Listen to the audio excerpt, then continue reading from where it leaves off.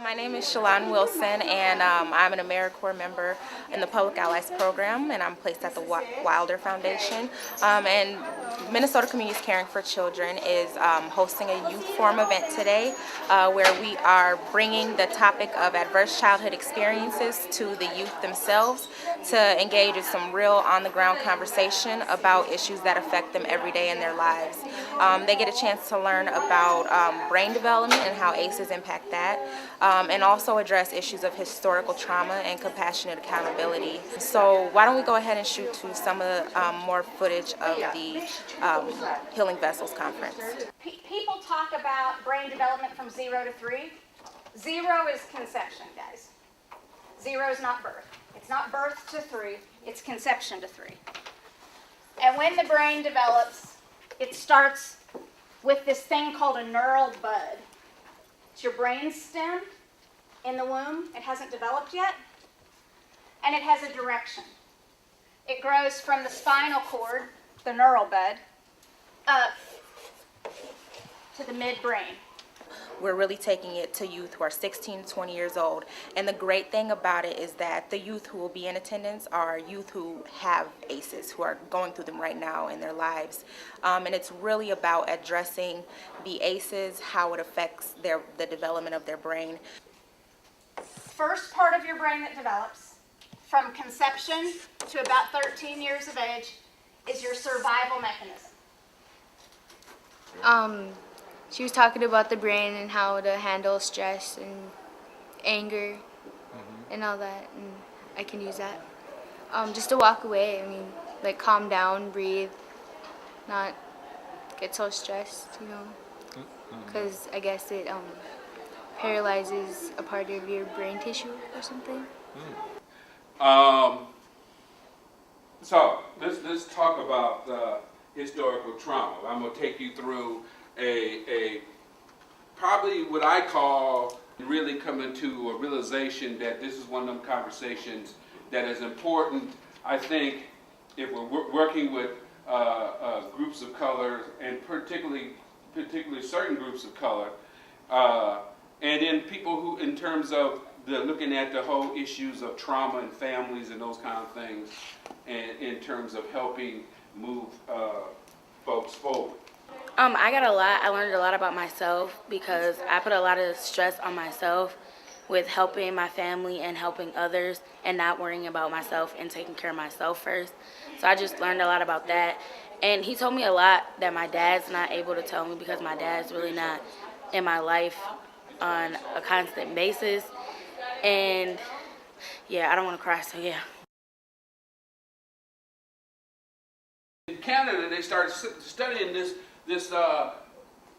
generations of kids whose grandparents and parents were part of the Holocaust survivors.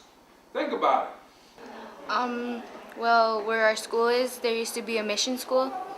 It was a boarding school where natives went from their families. They got taken away. And that's where our school's built, so it kind of related to the boarding school part. If you got a nation that's out to extinguish you, to take you out, and for over years, and then you survive that, where somebody else says, well, you're just being paranoid. Well, it's always, you can say it's being paranoid when it ain't happened to you. I just understand that. Sorry. No, it's okay. It's okay.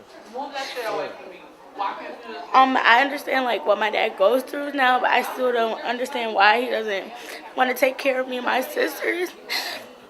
But I do understand more of the fact that he probably had a lot on his plate when he was younger, and he was going through a lot when him and my mom was married. But I want my answers from him and not from him. But yeah, I'll get them later.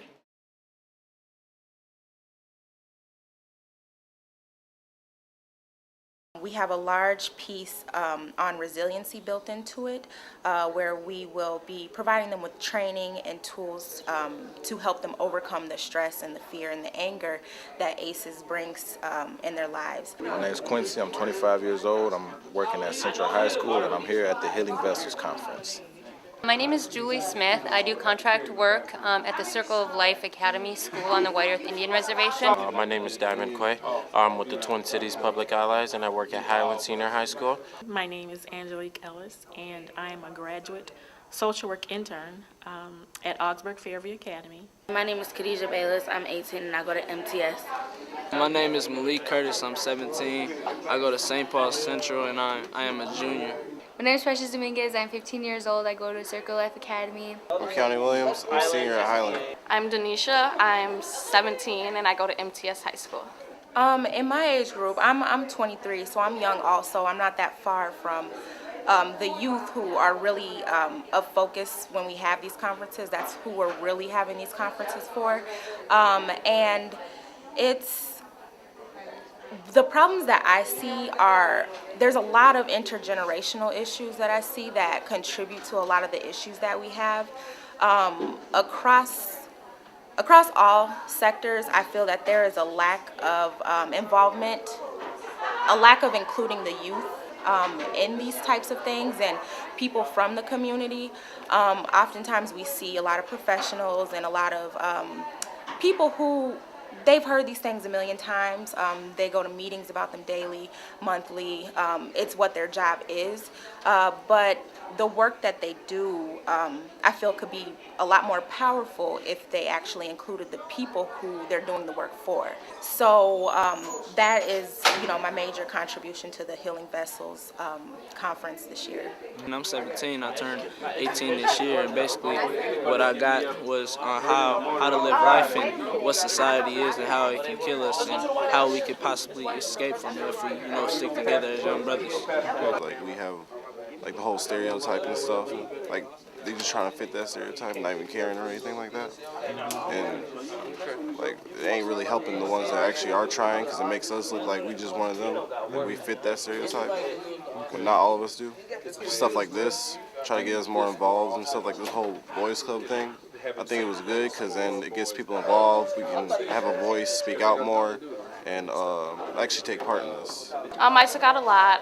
I feel that it should be in school and in communities because it can teach us young men and young ladies stuff that we don't know, and it can help us better our community. If you don't have these connections between the generations, then you basically start repeating the same mistakes. You start you start being subjected to the same oppressions and the same traumas that we're being educated about right now. We have to have a solid force in place to be able to deal with these things and educate the next up-and-coming generation. So it's very important for that to happen if we want to talk about preventing it and ending it. It's not important, it's imperative. We are living in a society now where I just think we're kind of going backwards in a way. Not in a way, I really do think we're kind of going backwards. In the 60s, they fought. We don't have that anymore, really, at least not to the extent that they had it or lived it then. And I say that because these conferences make people aware, young people, younger people, people my age, people older, different races, ethnicities.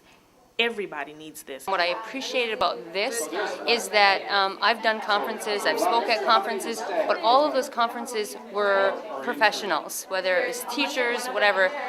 What this brought is having the kids listen to the exact same stuff as the professionals and adults have got to. I think it was so eye-opening to me as a professional, and to see the kids excited about it and like, oh my gosh, we know about this. So it's been missing for so long, and now I think this is the time that the kids get to embrace this, and they can teach each other, they can teach the teachers, because it's one thing as professionals going in and doing a staff development day versus, hey, let the kids that are living this bring it to their peers and to their school and to their community. I think it's very empowering, and I'm just very emotional about it because I think it's something good that has started that can just grow and develop into something very transformational. If I had support groups and people to talk to, it would be better for me because I wouldn't be putting more stress on myself and holding stuff in.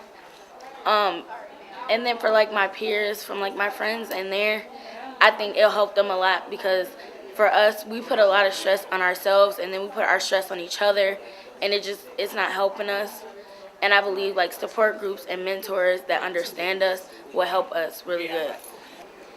I really didn't know why we came today, but I'm glad we did. Youth have a definite opinion as to what works for them, what programs, what opportunities are available, and the more opportunities there are like this for youth to become engaged, to become true partners around the table, they should be part of the ones deciding how they can be engaged and how they can be utilized in the future to become leaders. My name is Judge Tanya Bransford, and I've been asked to be here today as a keynote lunch speaker for this Healing Vessels Conference. I'm a judge in Hennepin County District Court, and it is my pleasure to be here. At the end of the day, we're trying to change people's minds, and you know, you can't change their minds without them knowing it. So it's important to really bring them to the table also. And the Healing Vessels event, I think, is a great event. We have people from all sectors here present, and even some community members, and so it is working towards that collaboration. My name is Samira Bilal Roby. I'm the Director of Early Childhood Initiatives for Minnesota Communities Caring for Children. This Healing Vessels event is a yearly event. People can look forward to it around springtime next year. And if they need to reach us for any of our other programming, they can call 1-800-CHILDREN. They will find out about the African American Babies Project, Parent Leaders, Circle of Parent, and all the other wonderful programs and initiatives that Minnesota Communities Caring for Children have. And I want to make sure everyone knows that we are the Minnesota chapter of Prevent Child Abuse. You can go to our website, www.africanamericanbabies.org, or you can go to www.pcam.org to find out other information. Babies can't talk, she said, but you can always talk to your baby and hold them while you are talking. They feel that nourishment comes from you. They feel that nourishment coming from you. And here's the fact. What we did is we took their statements, just being interviewed by our media people, and they're here today too. Ralph and Cindy. Raise your hand, Ralph and Cindy. Ralph and Cindy worked with us from the beginning to the end of this. Okay?